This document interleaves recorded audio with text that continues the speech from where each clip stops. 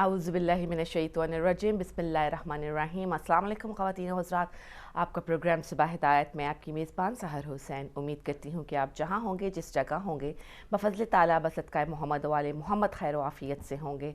अल्लाह ताला आपकी ज़िंदगी में बेशुमार आसानियाँ, खुशियाँ, रहमतें और बरकतें नाज़िल फ़रमाए और हम सबको तौफ़ीक़ अता फ़रमाए कि हम दूसरों की ज़िंदगियों में भी आसानियों का बाइस बन सकें, रहमतों का बाइस बन सकें और बरकतों का बाइस बन सकें।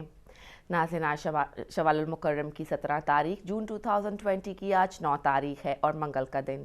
उम्मीद करती हूँ कि परवरदिगार आलम आज आपके दिन की आपके तमाम जो पाया तकमील तक जो काम नहीं पहुँचे उन सबको अल्लाह ताला पाया तकमील तक पहुँचाए, आपकी तमाम जायज़ हाजात को कबूल व मकबूल फरमाए।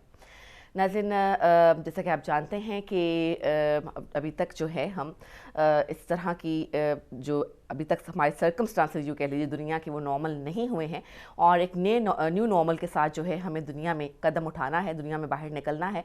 और अभी तक लॉकडाउन ईज़ तो हुआ है लेकिन मुकम्मल तौर पर जो है वो ख़त्म नहीं हुआ है।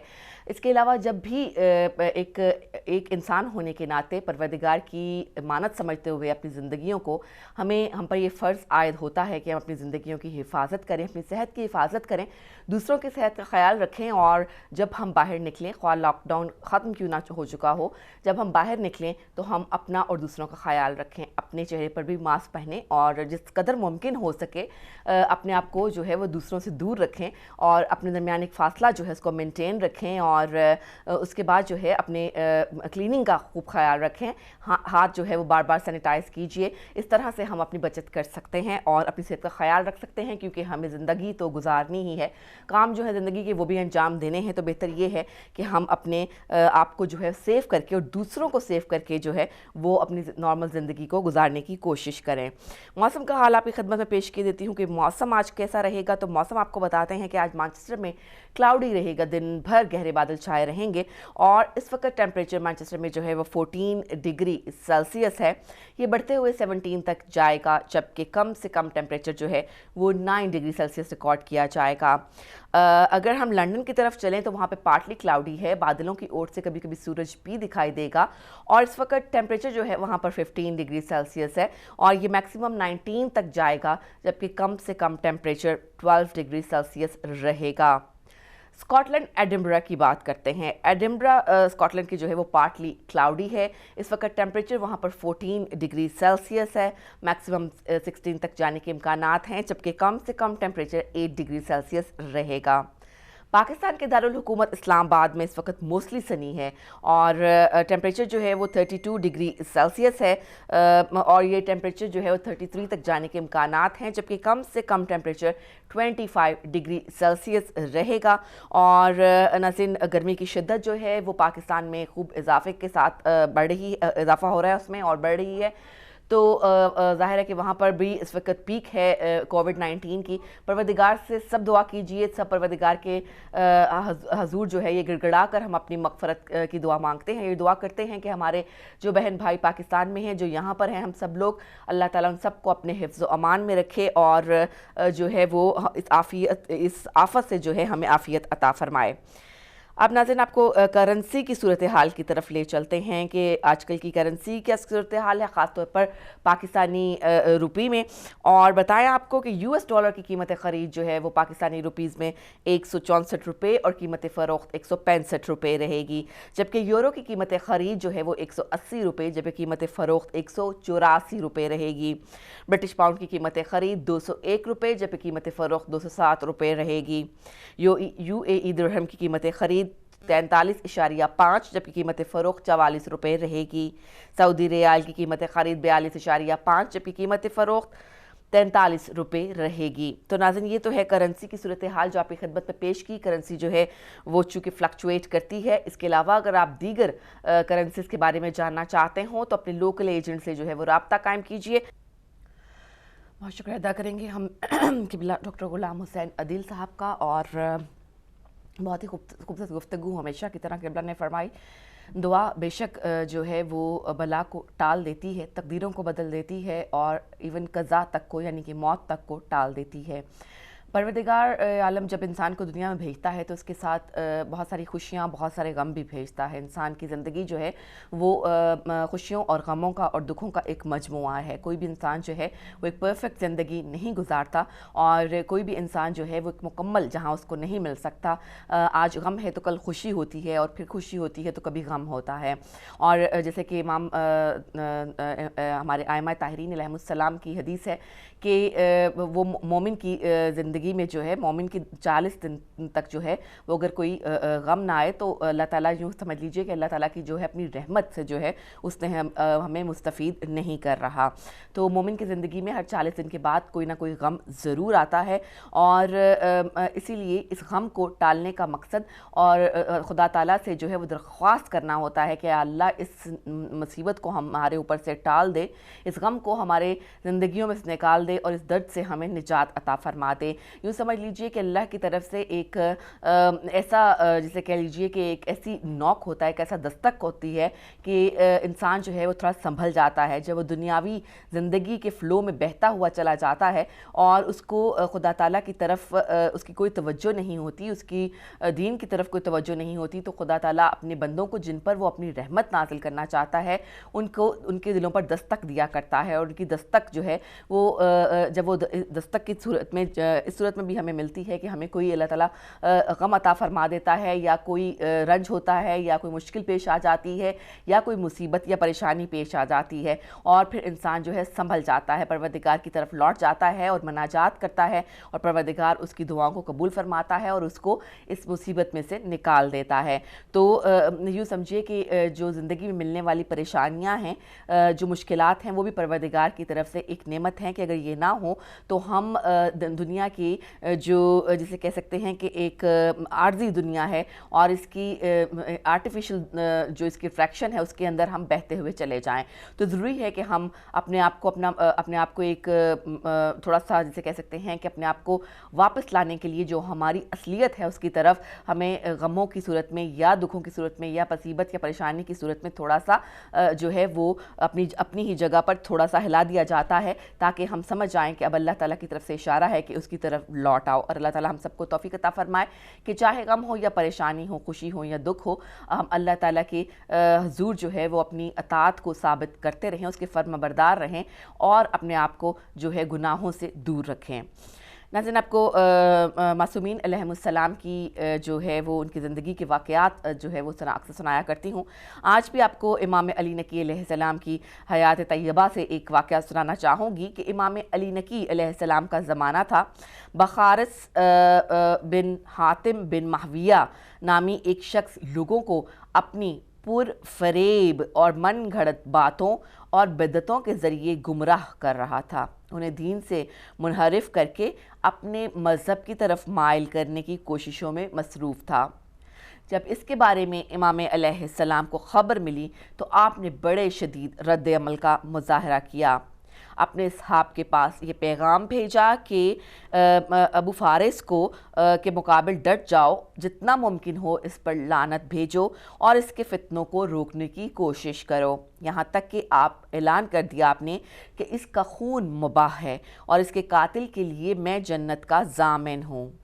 एक दिन आप की अपने एक सहाबी जुनैद से मुलाकात हुई तो आप उन्हें कुछ रुपये रकम देते हुए फरमाया, इससे असला ख़रीद कर मुझे दिखाओ। अबू जुनैद ने जाकर इस रकम से एक तलवार को ख़रीद लिया और इसे इमाम अली नकी अलैहिस्सलाम को दिखाया, लेकिन वो तलवार इमाम को पसंद नहीं आई। आपने फरमाया, इसे ले जाओ और दूसरा कोई हथियार ले आओ। अबू जुनैद वो तलवार लेकर वापस गए और इसके बदले एक किसाइयों वाला चाकू ले आए। जब ये चाकू लेकर वो इमाम के खदमत में पहुँचे तो आपने उसे देखकर फरमाया, हाँ ये ठीक है। अबू जुनैद फारिस की घाट में बैठ गए। मगरिब और इशा की नमाज के बाद जैसे ही वो मस्जिद से बाहर निकला, उन्होंने इस पर हमला करते हुए चाकू इसके सर पर मारा। फारिस उसी वक्त ज़मीन पर गिर पड़ा और इसकी जान निकल गई।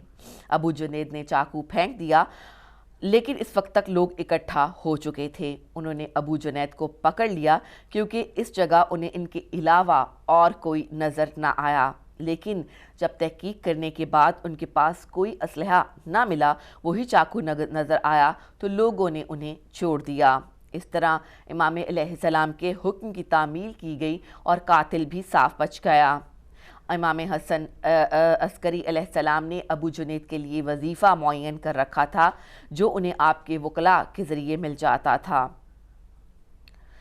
امام جواد علیہ السلام کے دور میں خاندان فرج کا ایک نہایت باغی اور مغرور سرمایہ دار عمر تھا۔ کچھ دن تک مدینہ کا گورنر بھی رہ چکا تھا اور اہل بیت علیہ السلام کے سلسلے میں وہ بہت ہی سخت رویہ رکھتا تھا۔ اس کی گستاخی کی یہ حد تھی کہ اس نے ایک دن امام جواد علیہ السلام سے کہہ دیا، میں سمجھتا ہوں تم نشے میں ہو۔ امام جواد علیہ السلام نے فرمایا، خدا تو جانتا ہے کہ میں آج تیری رضا کے حصول کے لیے روزے سے ہوں۔ پالنے والے تو عمر کو بربادی، ذلت اور قید کا مزہ چکھا دے۔ کچھ ہی مدت کے بعد 223 ہجری میں متوکل اس پر غضبناک ہوا۔ اس نے حکم دیا کہ اس سے 120,000 اور اس کے بھائی سے 150,000 دینار ٹیکس لیا جائے۔ اس کے بعد وہ پھر اس سے ناراض ہوا تو اس نے حکم دیا کہ جتنا ہو اس کی پشت اور گردن پر کوڑے لگائے جائیں۔ 6,000 کوڑے اس کی پشت اور گردن پر لگائے گئے اور اس کے بعد تیسری دفعہ جب وہ عمر پر غضبناک ہوا تو اسے کھینچتے ہوئے بغداد لے جایا گیا اور وہ اپنی موت تک وہیں پر اسیر رہا۔ محمد بن سنان کہتے ہیں کہ میں امام علیہ السلام کی خدمت میں پہنچا۔ آپ نے پوچھا، آل فرج کو کوئی حادثہ پیش آ گیا ہے؟ میں نے عرض کی، ہاں مولا، اس کی وفات ہو گئی ہے۔ آپ نے فرمایا، الحمدللہ، میں گن رہا تھا۔ آپ نے 24 دفعہ اس کی موت کی خبر سننے کے بعد الحمدللہ کہا۔ میں نے عرض کیا کہ مولا، اگر مجھے یہ معلوم ہوتا کہ آپ اس خبر سے اتنے خوش ہوں گے تو میں ننگے پاؤں دوڑتے ہوئے خبر لے کر آپ کی خدمت میں پہنچتا۔ آپ نے فرمایا، ہاں، میں اس خبر سے بہت خوش ہوا۔ اس نے میرے والد پر نشے میں ہونے کا الزام لگایا تھا۔ میرے والد نے اس سے بددعا دی تھی کہ وہ بربادی، ذلت اور قید میں مبتلا ہو۔ تھوڑی ہی مدت کے بعد اس کی تمام دولت برباد ہو گئی اور اسے اسیر کر دیا گیا، پھر ذلیل کر کے جیل میں ڈالا گیا اور اب وہ مر گیا۔ خداوند عالم اس پر رحمت نہ کرے۔ خداوند متعال نے اس سے بدلہ لے لیا تو اس طرح اپنے دوستوں کا بدلہ دشمنوں سے لے لیا ہے۔ ہندوستان سے ایک شعبدہ باز متوکل کے پاس آیا۔ اس نے کچھ ایسی ہاتھ کی صفائی دکھائی کہ متوکل حیران رہ گیا، کیونکہ وہ ہمیشہ امام علی نقی علیہ السلام کو نعوذ باللہ ذلیل کرنے کی فکر میں لگا رہتا تھا۔ لہٰذا اس نے جادوگر سے کہا، اگر تو کچھ ایسا کام کر سکے جس سے علی نقی پر برسر عام جو ہے وہ ذلیل ہو جائیں تو میں تجھے 1000 اشرفی انعام میں دوں گا۔ جادوگر نے کہا، دسترخوان بچھانے کے بعد اس پر تھوڑی سی تازہ اور پتلی روٹی بھی رکھ دے اور مجھے ان کے بغل میں بٹھا دے تو میں تجھ سے وعدہ کرتا ہوں کہ حضرت ہادی علیہ السلام کو نعوذ باللہ شرمندہ کر دوں گا۔ غرور میں ڈوبے متوکل نے انواع و اقسام کی غذاؤں کا اہتمام کیا اور کچھ سربراوردہ افراد کو دعوت دی۔ ان میں امام علی نقی علیہ السلام بھی تھے، جنہیں اس نے جبراً اس دعوت میں شریک کیا تھا۔ تمام مہمانوں نے کھانا شروع کر دیا۔ امام علی نقی علیہ السلام کے سامنے تھوڑی سی روٹی رکھی ہوئی تھی۔ جیسے ہی آپ نے اس روٹی کو اٹھانے کے لیے ہاتھ بڑھایا، شعبدہ باز نے کچھ کیا اور روٹی دوسری طرف اڑ گئی۔ آپ نے اس طرف ہاتھ بڑھایا تو وہ دوسری طرف اڑ گئی۔ لوگ ہنسنے لگے۔ اس طرح کئی دفعہ امام علیہ السلام کے ساتھ پیش آیا اور ہر دفعہ لوگ ہنسنے لگے۔ امام علیہ السلام کو اس سازش کا اندازہ ہو گیا تھا۔ آخرکار آپ غضبناک ہو گئے۔ وہیں پر ایک گاؤ تکیہ رکھا ہوا تھا جس پر ایک شیر کی تصویر بنی ہوئی تھی۔ آپ نے اس تصویر پر ہاتھ پھیرتے ہوئے فرمایا، کھڑے ہو جاؤ اور اسے لے جاؤ۔ وہ تصویر حقیقی شیر میں تبدیل ہو گئی۔ اس نے جادوگر پر حملہ کیا اور اسے نکل جانے کے بعد اپنی پہلی والی صورت میں لوٹ آیا۔ متوکل اس واقعے سے اتنا خوفزدہ ہوا کہ بے ہوش ہو کر گر گیا اور وہاں موجود سارے لوگ ڈر کے مارے بھاگ کھڑے ہوئے۔ ہوش میں آنے کے بعد متوکل امام علیہ السلام کے پیروں پر گر کر نہایت عاجزی سے اس جادوگر کو زندہ کر دینے کی التماس کرنے لگا، لیکن آپ نے اسے فرمایا، یہ ناممکن ہے، کیا تو دشمنان خدا کو اولیاء خدا پر مسلط کرنا چاہتا ہے؟ اور اس کے بعد وہ جادوگر کہیں دکھائی نہ بن پڑا۔ ناظرین، متوکل کے دور خلافت میں ایک ایسی عورت ظاہر ہوئی جو ہر جگہ جا کر یہ کہا کرتی تھی، میں فاطمہ کی بیٹی زینب ہوں، اور اس نام کی وجہ سے لوگوں سے پیسے وصول کیا کرتی تھی۔ اسے متوکل کے پاس لایا گیا۔ متوکل نے اس سے کہا، تو ایک جوان عورت ہے، رسول خدا صلی اللہ علیہ وآلہ وسلم اور اس زمانے کے درمیان تقریباً 200 سال کا فاصلہ ہے۔ اس نے کہا، رسول خدا صلی اللہ علیہ وآلہ وسلم نے میرے سر پر ہاتھ پھیر کر یہ دعا کی تھی کہ خداوند عالم ہر 40 سال میں میری جوانی لوٹاتا رہے۔ میں نے اب تک اپنے آپ کو ظاہر نہیں کیا تھا، لیکن اب فقیری اور تنگ دستی کے ہاتھوں مجبور ہو کر میں نے خود کو ظاہر کر دیا ہے۔ متوکل نے آل ابو طالب، آل عباس اور قریش کے بڑے بڑے لوگوں کو بلا کر اس عورت کا ماجرا بیان کیا۔ اس میں کچھ لوگوں نے کہا، فاطمہ سلام اللہ علیہا کی بیٹی زینب تو فلاں سال فلاں مقام پر اس دنیا سے رخصت ہو چکی ہیں۔ متوکل نے اس عورت سے کہا، تو اس گروہ کی روایت کے جواب میں کیا کہتی ہے؟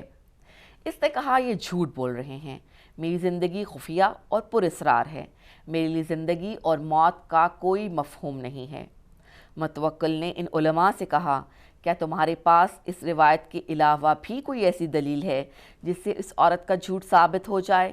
میں عباس اپنے دادا اور رسول خدا کے چچا سے بیزار ہوں گا اگر میں نے ایک عورت بغیر کسی دلیل کے سزا دے دی۔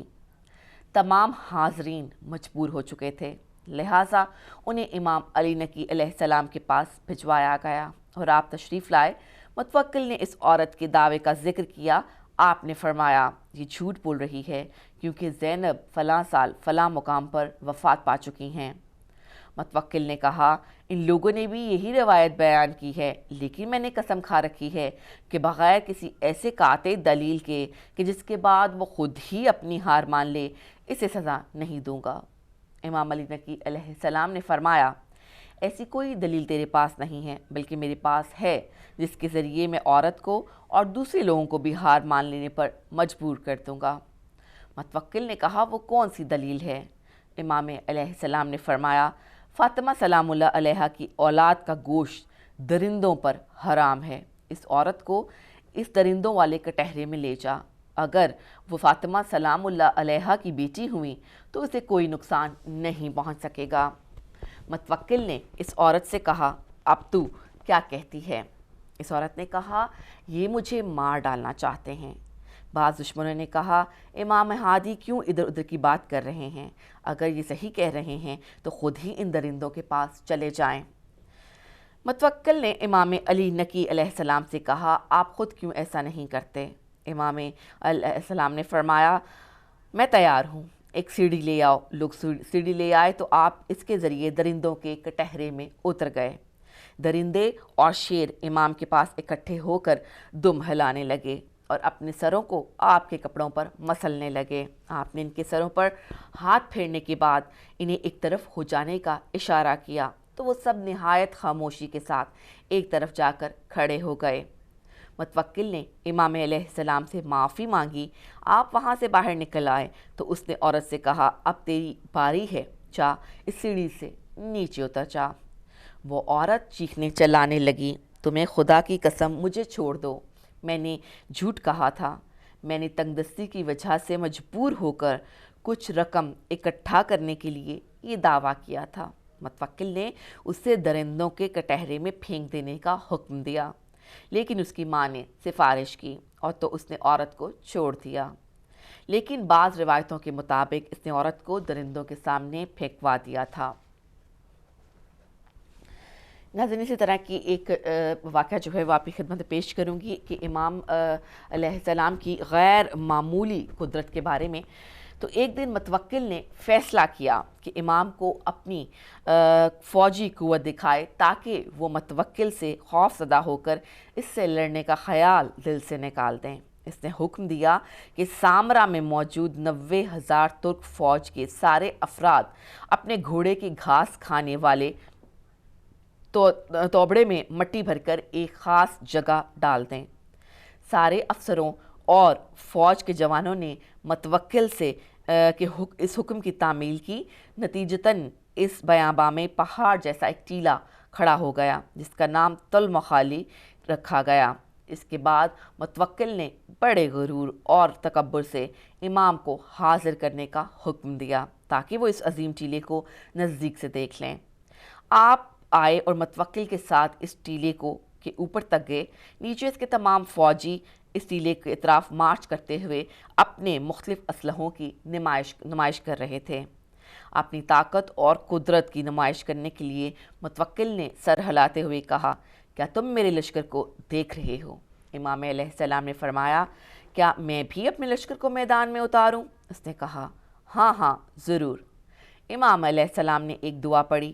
اچانک متوکل نے دیکھا کہ زمین و آسمان مسلح فرشتوں سے پر ہو گیا ہے۔ اس کا لشکر ان کے مقابلے میں بہت کم اور حقیر لگ رہا ہے۔ یہ منظر دیکھ کر وہ اپنا توازن کھو بیٹھا اور زمین پر گر پڑا۔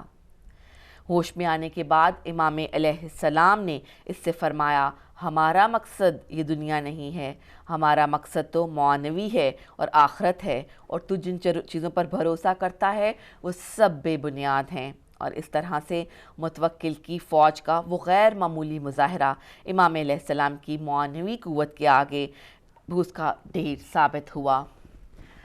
ناظرین، یہ تو کچھ واقعات تھے جو معصومین ائمہ طاہرین علیہم السلام کی زندگیوں سے آپ کی خدمت میں پیش کیے، اور ہم دیکھتے ہیں کہ پروردگار عالم نے ان کو وہ طاقتیں عطا فرمائی تھیں، وہ جسے کہہ سکتے ہیں کہ آپ وہ معجزات وہ کر سکتے تھے کہ اگر وہ چاہتے تو وہ اپنے آپ کو سب سے طاقتور ثابت کر سکتے تھے، لیکن چونکہ دنیا ان کے نزدیک اہمیت نہیں رکھتی تھی، ان کی زندگی معنوی تھی، وہ خدا تعالیٰ کی طرف سے خاص مقصد کے لیے پیدا کیے گئے تھے۔ وہ چاہتے تو زندہ کی سلاخوں کو توڑ دیتے، وہ چاہتے تو تمام کائنات کو مسخر کر دیتے، وہ چاہتے تو بادشاہت اختیار کر لیتے، وہ چاہتے تو اس وقت کے بادشاہوں کو نیست و نابود کروا دیتے پروردگار سے ایک دفعہ دعا کر کے، لیکن چونکہ انہیں اپنے پیروکاروں کے لیے ایک مثال چھوڑنا تھی، ان کے لیے رستے کو معین کرنا تھا، ان کو بتانا تھا کہ ان کا اصل دین کیا ہے، اس لیے پروردگار عالم کی کہے ہوئے حکم کے مطابق وہ چلتے رہے۔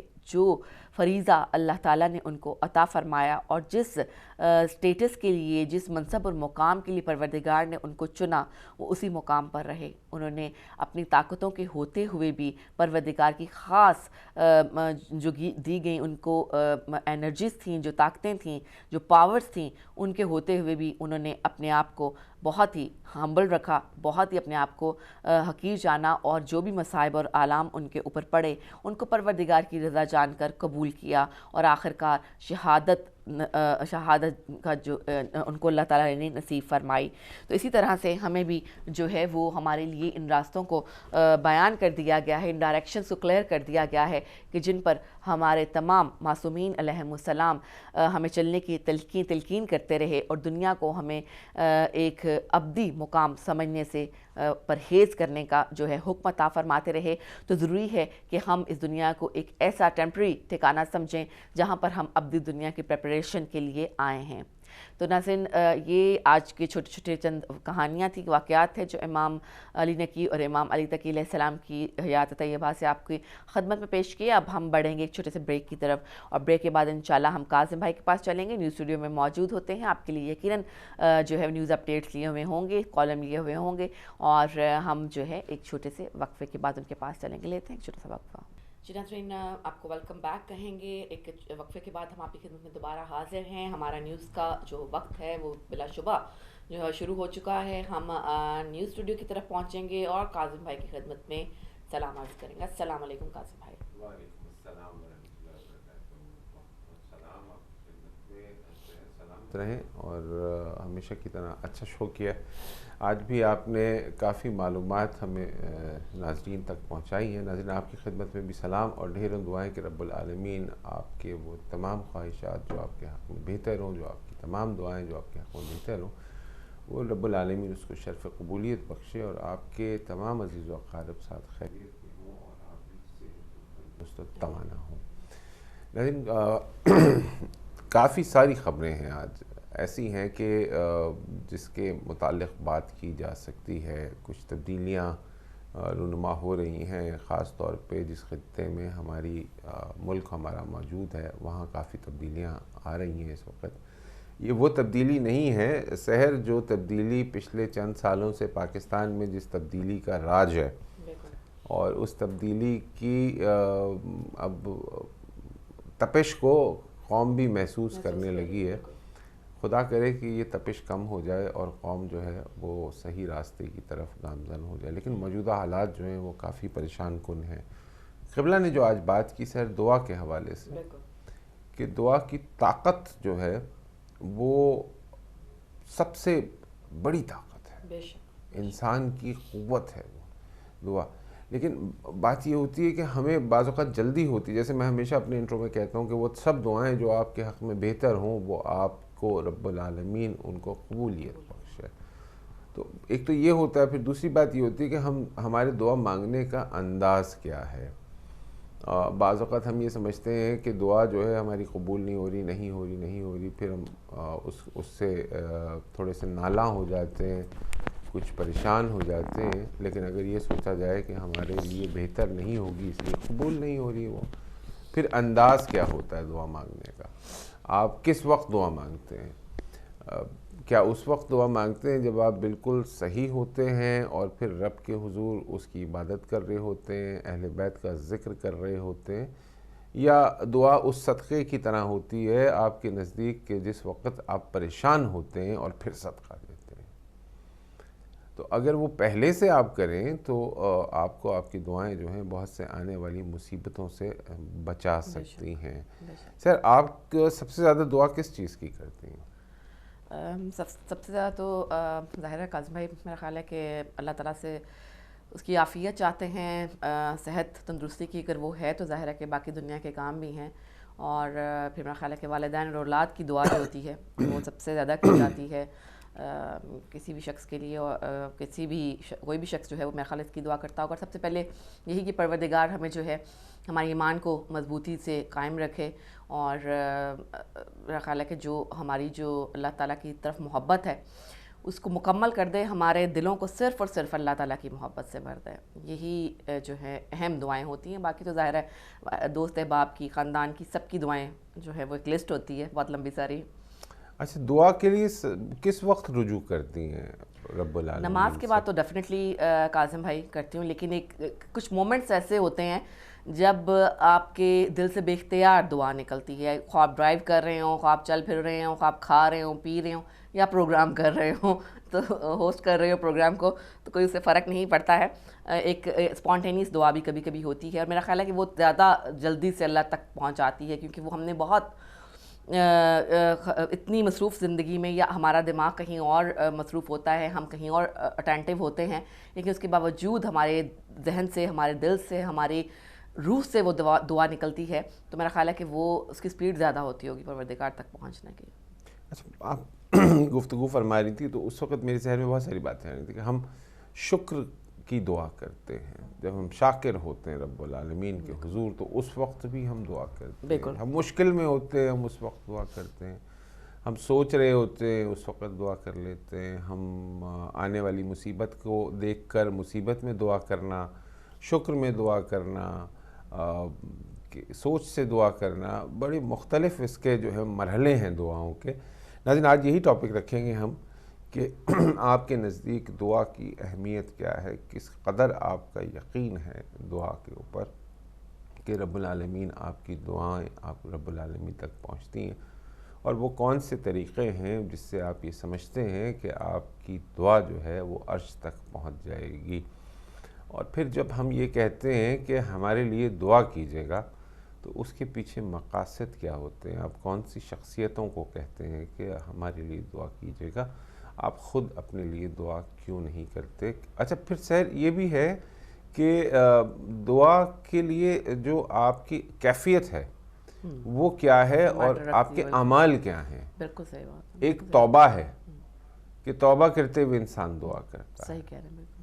اور ایک وہ ہے صبر و شکر کرتے ہوئے دعا کرتا ہے، ایک مشکل میں دعا کرتا ہے. آپ کس وقت دعا کرتے ہیں؟ آج ہم ناظرین سے پوچھیں گے کہ وہ کس انشاءاللہ وقت دعا کرتے ہیں، کون سے مرحلے ایسے ہوتے ہیں جس پر انہیں خدا یاد آ جاتا ہے اور وہ دعا کرتے ہیں، اس پہ بات کریں گے۔ لیکن پہلے آپ کو کچھ چند خبریں اور ایک کالم آپ کی خدمت میں پیش کرتے ہیں۔ چلتے ہیں پہلے خبروں کی طرف۔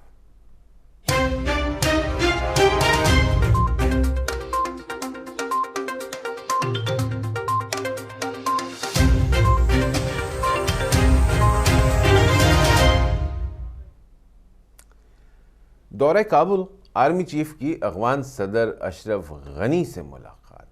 تفصیلات کے مطابق army chief general Qamar Javed Bajwa Afghanistan کے دارالحکومت کابل پہنچ گئے۔ اس دورے میں D G I S I lieutenant general Faiz Hameed بھی ان کے ہمراہ ہیں۔ Army chief general Qamar Javed Bajwa نے افغان صدر اشرف غنی سے ملاقات کی۔ ملاقات میں امن و امان کی صورتحال، سرحدی امور اور دو طرفہ تعلقات پر تبادلہ خیال کیا گیا۔ پاکستان کے افغانستان کے لیے نمائندے خصوصی محمد صادق بھی ملاقات میں شریک تھے۔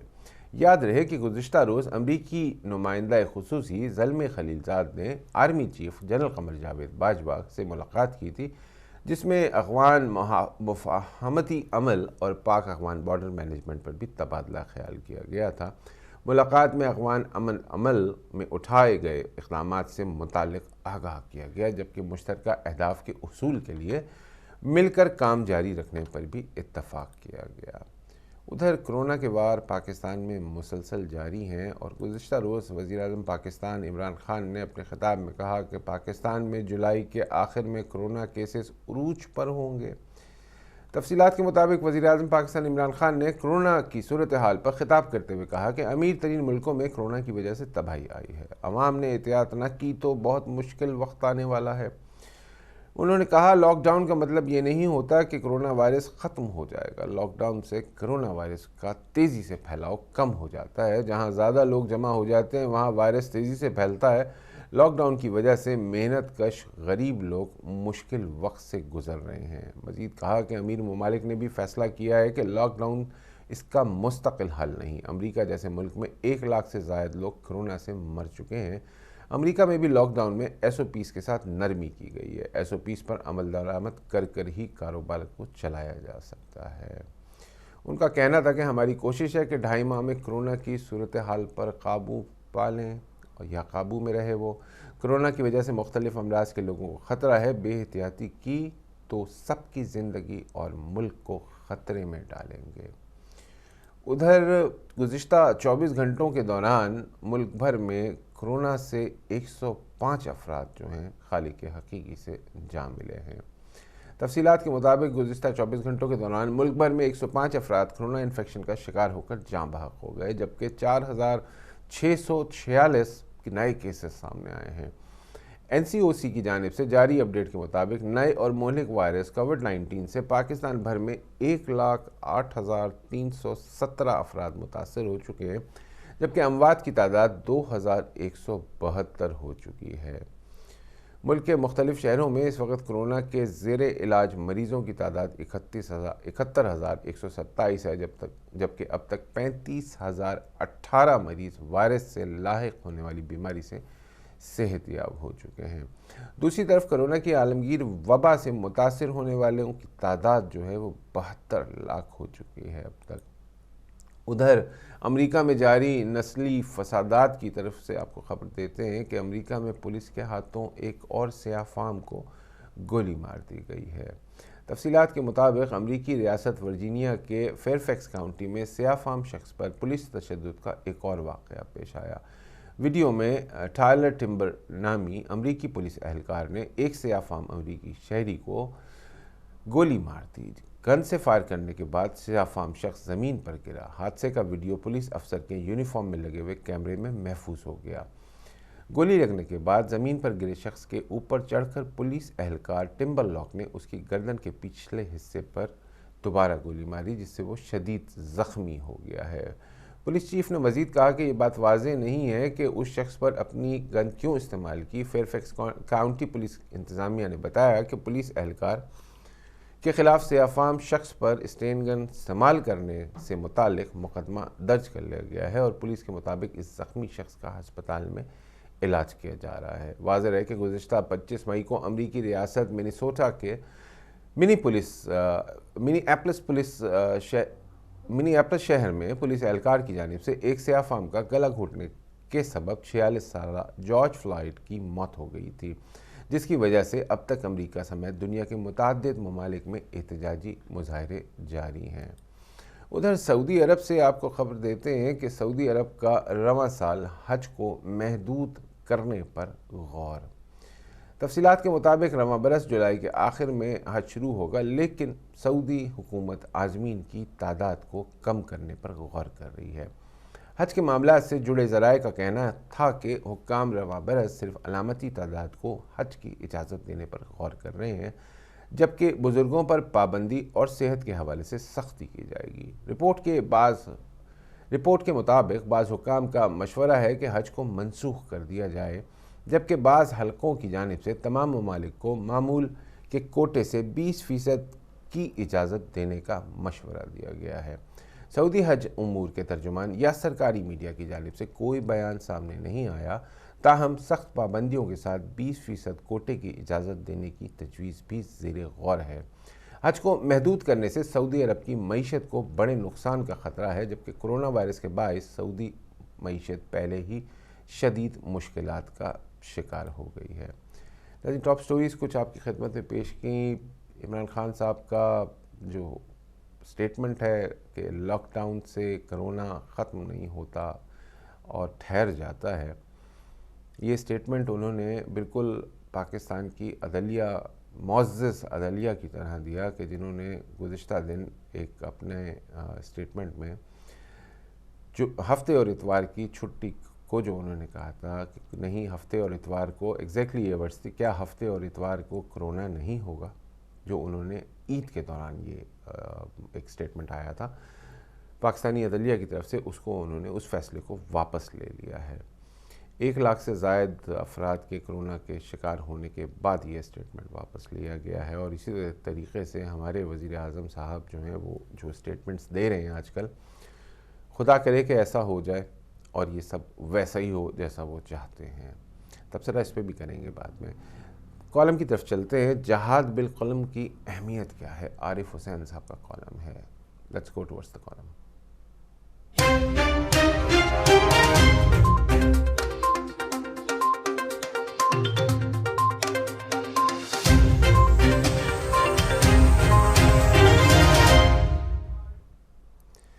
جہاد بالقلم کی اہمیت کیا ہے؟ با قلم کی اہمیت کیا ہے؟ عارف حسین صاحب، ناظرین بہت غور سے سنیے گا۔ قلم کی طاقت کیا ہے؟ وہ کیا کچھ کر سکتا ہے؟ دنیا کے نقشے کو کیسے پلٹ سکتا ہے؟ عارف حسین صاحب لکھتے ہیں، حقیقت اور سچائی تک پہنچنے کے لیے کتاب و قلم بہترین ذریعہ ہے۔ جب سورج افق عالم پر نمودار ہوتا ہے تو کائنات کی ہر چیز اپنی صلاحیت و ظرفیت کے مطابق اس سے فیضیاب ہوتی ہے۔ ننھے پودے بھی اس کی کرنوں سے نمود کا رزق حاصل کرتے ہیں اور غنچہ و کلیاں رنگ و نکھار پیدا کر لیتی ہیں۔ تاریکیاں کافور اور کوچہ و بازار اجالوں سے بھر جاتے ہیں۔ اسی طرح عرب کی سنگلاخ وادیوں میں قدرت کی تجلیوں سے اسلام کا سورج جب طلوع ہوا تو دنیا کے ہر فرد نے اس آفتاب پرنور سے اپنی بساط و لیاقت کے مطابق فیض اٹھایا۔ پیغمبر اسلام حضرت محمد مصطفیٰ صلی اللہ علیہ وآلہ وسلم نے مشعل حق لے کر آئے اور دنیا کی علم و آگہی کی پیاس کو حق و حقیقت کے چشمے سے سیراب کیا۔ اب انسان پر منحصر ہے کہ وہ اپنی عقل کی قوت کو استعمال میں لا کر اس چشمے سے کتنا مستفید ہو سکتا ہے۔ نامعلوم سے معلوم اور ناشناخت سے شناخت تک کا سفر اور اس کی جستجو کرنا فطرت انسانی کا لازمہ ہے۔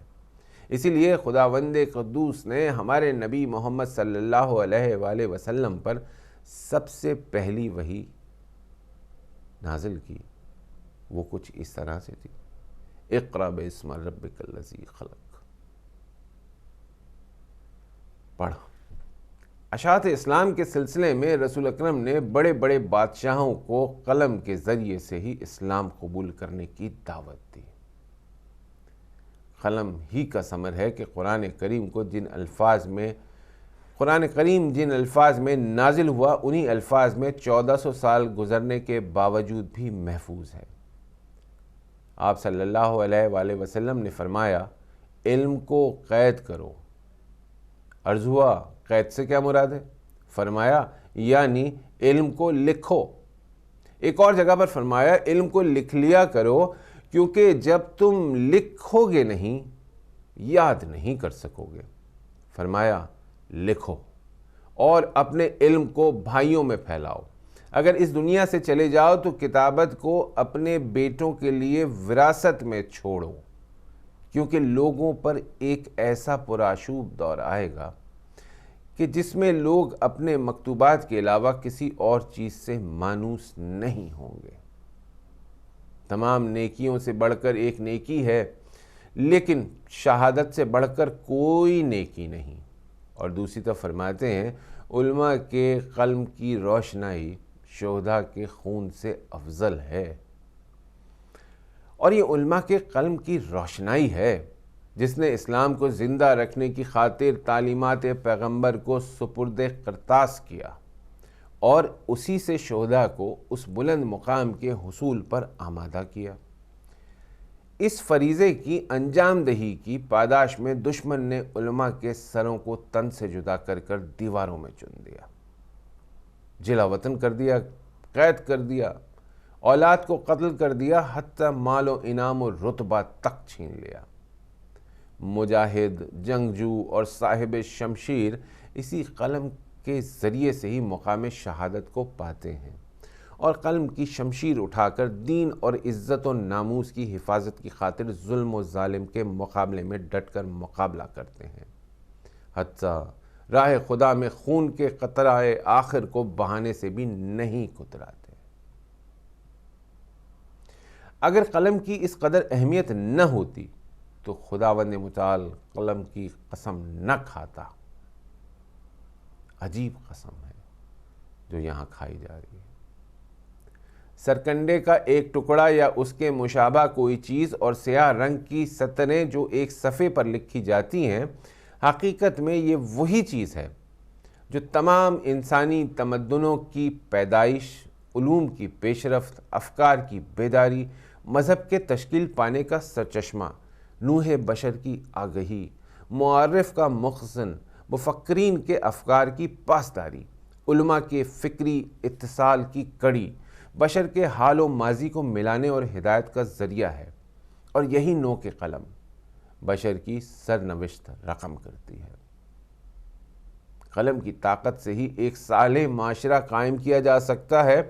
قلم کی حرمت اور تقدس کا حق اسی صورت میں ادا کیا جا سکتا ہے جب قلم کار حقائق اور حق و صداقت کو بیان کرنے کے لیے زہر کا پیالہ پینے کی جرأت و ہمت رکھتا ہو۔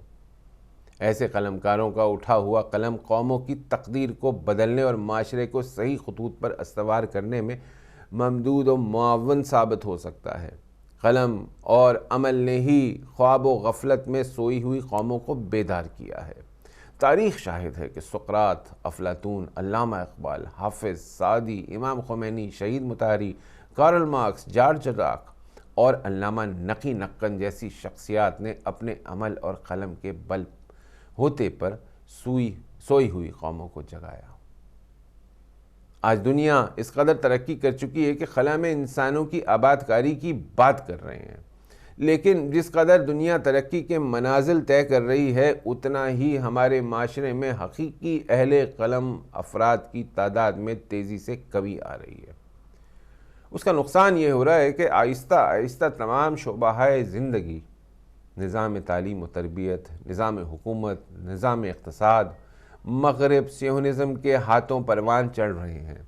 جب نظام تعلیم و تربیت غرب صہیونزم کے ہاتھوں میں ہو تو جب چاہیں جیسے چاہیں نصاب سازی و افراد سازی جو کسی بھی معاشرے کے لیے ریڑھ کی ہڈی کی مانند ہے کر کے نظام تعلیم اور نظام حکومت کے اعلیٰ عہدوں پر اپنی تربیت یافتہ لوگوں کو لے آتے ہیں تاکہ اپنا نظام تعلیم و تربیت اور نظام حکومت تمام اقوام عالم پر نافذ کر سکیں، جو کہ ان کا عقیدہ اور دلی آرزو بھی ہے۔ اسی آرزو کا نام گریٹر اسرائیل ہے۔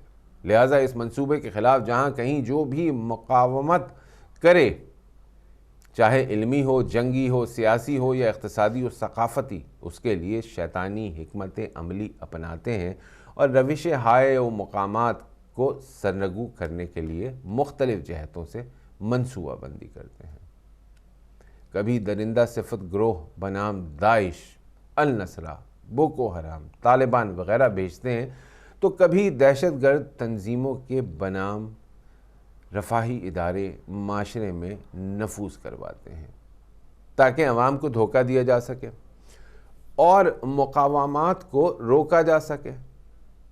اگر یہ روش ناکام ہو یا خاطر خواہ نتائج برآمد نہ ہو رہے ہوں تو درجہ انسانیت و حیوانیت سے نیچے گر جاتے ہیں اور عالمی سطح پر حیاتاتی جنگ مسلط کر دیتے ہیں، جیسے دور حاضر میں کرونا وائرس کو پھیلایا گیا۔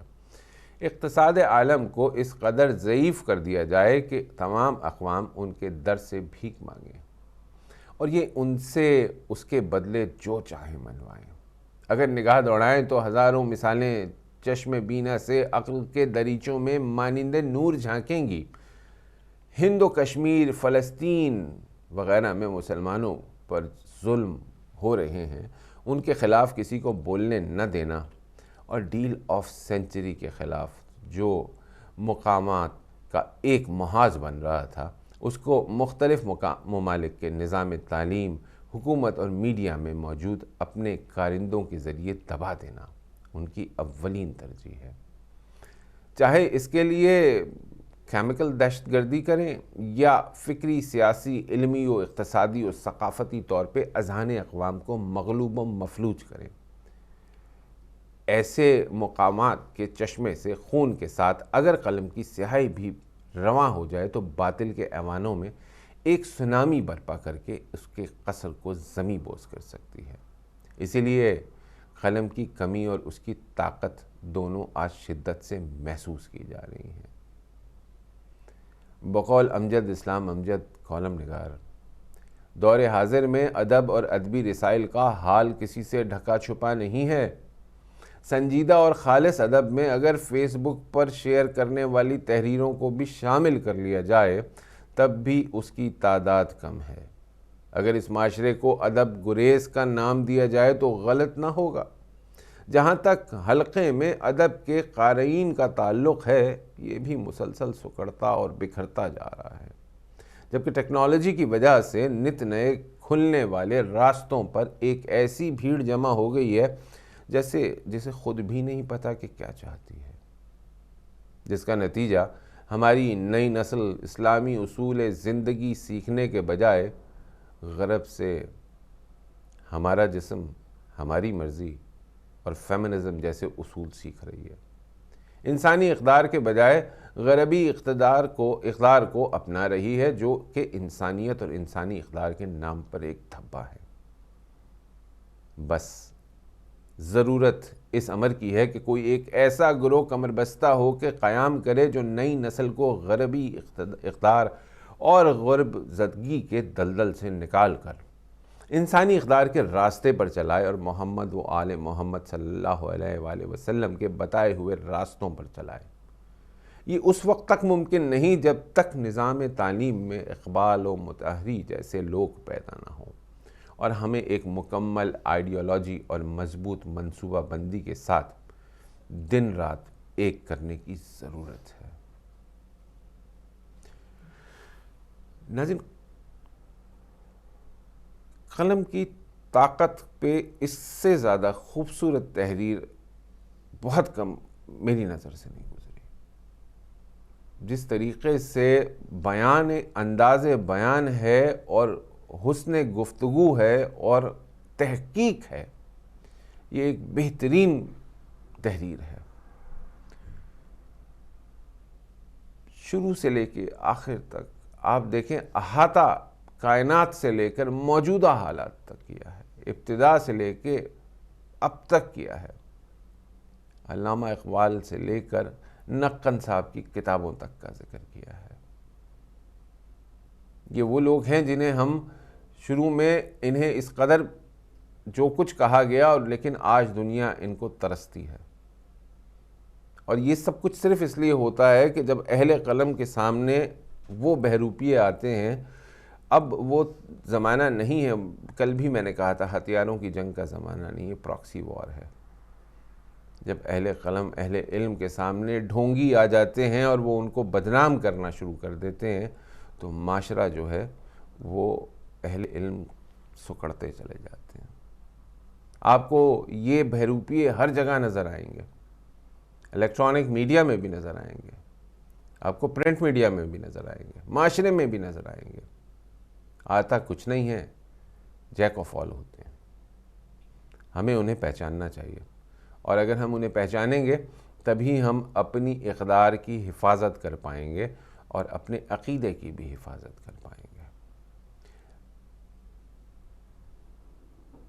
چلیں کہہ دیتا ہوں, بہت سی باتیں ایسے کر جاتا ہوں کہ جس پہ بعد میں مجھے ہوتا ہے کہ شاید کسی وقت نہ رہوں یا آپ کے پاس موجود نہ ہوں, مگر کیونکہ سچ کہنا ضروری ہوتا ہے. یہ ہماری کوتاہیاں ہیں کہ ہماری ممبروں کے اوپر اب اہل علم نظر نہیں آتے, اور خاص طور پہ یو کے میں تو نظر ہی نہیں آتے. اور ان لوگوں کو اہل علم جو ہے خاموش رہتے ہیں کہ ان کو بولنا چاہیے اس وقت کہ یہ نااہل کیسے بیٹھا ہے یہاں پہ, کیوں بیٹھا ہے یہاں پہ, مگر وہ بھی نہیں بولتے. کہیں تو کوئی کمی رہتی ہے. لیکن کالم آپ کی خدمت پیش کیا, وقت آپ کی کالز کا ہے. کیا رکھیں ٹاپک آپ کے لیے, کیا کہیں؟ ہم نے پہلے بات کی تھی کہ دعا کی اہمیت, اس کی طاقت کے حوالے سے. اہل علم کیوں سکڑ گئے, کیا اس پہ بات کریں؟ اہل قلم کہاں ہیں اب, کیا اس پہ بات کریں؟ مولانا نقن صاحب کی تحریریں کس نے پڑھیں, اس پہ بات کریں؟ بانگ دنا پڑھی ہے, نہیں پڑھی؟ ہم مثالیں تو نہج البلاغہ کی بہت دیتے ہیں, کبھی کتاب کھول کے دیکھی؟ ہم مولانا ڈاکٹر غلام حسین عدیل کو سنتے رہتے ہیں, کبھی ہم نے جاننے کی کوشش کی کہ ہیں کون, آئے کہاں سے, کیا سفر ہے, کیا شروع کیا, کتنی کتابیں لکھ دیں اور کیوں لکھتے ہیں؟ کبھی ہم نے پڑھنے کی کوشش کی؟ اور ان کے معیار کے اور کتنے ہیں یہاں پہ, کیا جاننے کی کوشش کری؟ کیا ہم اہل علم کی عزت و تکریم کرتے ہیں؟ کیا اس پہ ٹاپک رکھیں؟ بہت سارے ٹاپک رکھ سکتے ہیں, آپ کھل کے بات کر سکتے ہیں اس پہ. بریک لیتے ہیں, آپ سے ملاقات کرتے ہیں. السلام علیکم ورحمۃ اللہ وبرکاتہ.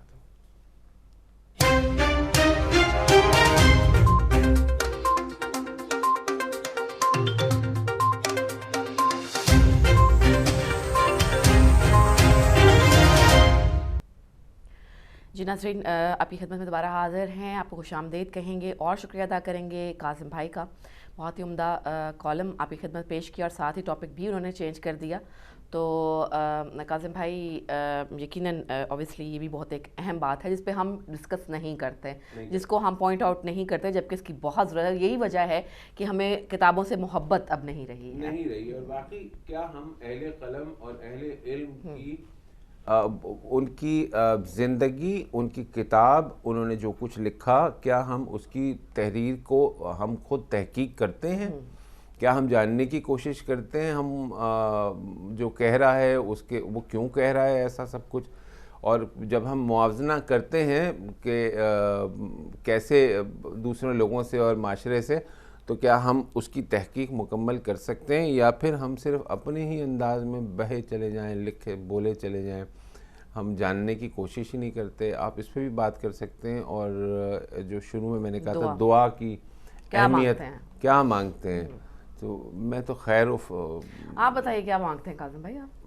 میں جناب رب سے بس معافی مانگتا ہوں ہر وقت جب, اور میری دعا جو ہے نا ناظرین, ایک ہی دعا سب سے زیادہ کرتا رہتا ہوں, اور وہ دعا ہے اللہم صلی علی محمد وعلی محمد. اور اس کو جتنا پڑھتا رہتا ہوں, مشکل میں ہوتا ہوں تب پڑھ رہا ہوتا ہوں, خوش ہوتا ہوں تب پڑھ رہا ہوتا ہوں, کوئی پریشانی ہوتی ہے تب پڑھ رہا ہوتا ہوں, بیگم ناراض ہو جاتی ہیں اس وقت بھی یہی پڑھ رہا ہوتا ہوں میں. تو یہ سب سے زیادہ آسان طریقہ ہوتا ہے کہ آپ کی دعا فوراً قبول ہو جاتی ہے, کیونکہ جب رب کے محبوب کی ثنا کریں گے تو پھر جب محبوب کی کسی کی ثنا کر رہے ہیں تو وہ تو ویسے ہی خوش ہو کے جو چاہے وہ پھر رب العالمین یہی کہتا ہے مانگو کیا مانگتے ہو, تو وہ پھر بنا مانگے بھی مل جاتا ہے. تو سب سے آسان کام یہی ہوتا ہے کہ آپ جو ہیں وہ دروشی پڑھتے رہیں, اہل بیت کا ذکر کرتے رہیں اور بہتر کام کرتے رہیں. سر کوئی کتاب یاد ہے جو پڑھی ہو؟ اچھا کاظم بھائی, یہ کتاب سے مجھے بات یاد آئی کہ مجھے یاد ہے بچپن, اچھا کال ہے جی نہیں کال نہیں, میں چیک کر رہا تھا کہ بچپن میں مجھے یاد ہے کہ چونکہ میری جو امی تھیں ان کا تعلق, امی ہیں اللہ تعالیٰ ان کو زندگی اور صحت تندرستی عطا فرمائے, ان کا تعلق چونکہ تدریس کے شعبے سے تھا اور ہمارے گھر میں بک شیلف میں بہت کتابیں پائی جاتی تھیں, بانگ درا کہہ لیجیے, اقبال کی بہت ساری بکس تھیں, اور وہ اس وقت ان سے آشنائی ایسی تفصیل سے تو نہیں پڑھی تھی کہ ہر پیج اس کا پڑھا ہوتا, لیکن یہ تھا کہ گاہے بگاہے ان کو پڑھتے رہتے تھے کہ یہ اگر پڑھی ہیں تو یقیناً کچھ اہمیت کی حامل ہوں گی. یہ پوچھیں گے کہ سب سے پہلی کتاب کون سی پڑھی تھی؟ السلام علیکم ورحمۃ اللہ جناب. السلام علیکم ورحمۃ اللہ. السلام علیکم. وعلیکم السلام بھائی. نقوی صاحب بڑا لمبا پوز تھا. اتفاق. بہن آپ کو بھی سلام. جی وعلیکم السلام. ٹھیک ہے بہن, ایک سجدہ کہہ رہا ہوں, ایک شعر ہے, اس کو ذرا کمپلیٹ. جی بتائیے بتائیے بتائیے. تیرے سجدے کہیں تجھے کافر نہ کر دیں یا اقبال. جی جی آگے آپ بتائیں کیا ہے. بتاتی ہوں میں ابھی گوگل کر کے بتاتی ہیں. ابھی بتاتی ہوں, ابھی گوگل کر کے بتائیں گی نقوی بھائی. چلو میں آسان کر دیتا ہوں. آج تو جھکتا کہیں اور بالکل یہی میں کہنا چاہ رہی تھی. واہ جی واہ, جھکتا کہیں اور ہے سوچ. نقوی بھائی آپ نے سب سے پہلی کتاب کون سی پڑھی تھی؟ پہلی کتاب دیکھیں, پہلی مرتبہ پہلی کتاب نصاب کے علاوہ کون سی پڑھی تھی؟ بات بتا کیا, کوئی 400 500 700 سال پیچھے جائیں آپ کو نظر آئے گا. نہیں بات پتہ کیا ہے, اس وقت دو چیزیں ہیں. پتوں میں لکھا جاتا تھا. جس نے اپنے استاد کی قدر کی ہے جی جی, اس کو کچھ مل گیا ہے. وہ تو ٹھیک ہے, کتاب کون سی پڑھی تھی؟ جس نے اپنے استاد سے لیا اور سبق یاد کیا ہے جناب, اسے چھٹی نہیں ملی, اس کو حاصل ہو گیا. حاصل ہو گیا. ٹھیک, وہ کیا آپ اکثر کے سناتے نہیں, صاحب کہتی ہے اور آپ کہتے ہیں جس نے سبق یاد نہ کیا اسے چھٹی نہ ملی, اسے چھٹی نہ ملی. ہم سبق یاد کرتے تھے, سبق یاد, ٹینشن میں چلے جاتے ہیں, سبق یاد نہیں کرتے. مل جاتی تھی, بالکل ایسا ہوتا تھا. تک سر میں نے آپ کو آج آسانی کر دیا, اتنا نہیں کروں گا. نہیں بات یہ ہے کہ وہ نقوی بھائی مجھے شعر تو یاد ہوتا ہے لیکن مجھے کبھی بھی سیکوینس میں یاد نہیں رہا. جیسے اب میں سجدہ آگے کر دیتی, میں آپ سے بھی زیادہ اس معاملے میں نا کندوں, بہت ہی مشکل ہے. میں تو پہلا لفظ آخر میں اور آخری لفظ بعد میں لگاتی ہوں. آپ کو اس لیے شعر سناتا ہوں کہ آپ بھی تھوڑا سا ہمیں جب یہاں تک لے آئی ہیں نا, تو آپ بھی ذرا آگے بڑھے. ہم نے آپ سے بہت کچھ سیکھا ہے. نہیں انشاءاللہ اب ہم آپ سے سیکھ رہے ہیں, تو ہم اس کو ضائع نہیں کرنا چاہتے. میں نے 1 منٹ پہلے کیا کہا ہے کہ میں نے استاد سے سیکھا, تو استاد کی بات کو یاد کیا ہے. یاد کیا ہے, واہ تو آپ بھی ذرا اپنی استادی کو بڑھائے نا تھوڑا سا, وقت دینا اپنی استادی کو. بالکل نہیں, ابھی ہم آپ سے سیکھنے کے پروسیس میں. بڑا پیارا ہے دعا کی اہمیت. دعا کی اہمیت بالکل. کاظم بھائی, دعا 2 قسم کی ہوتی ہے, یہ یاد رکھیں. دعا 2 قسم کی ہوتی ہے.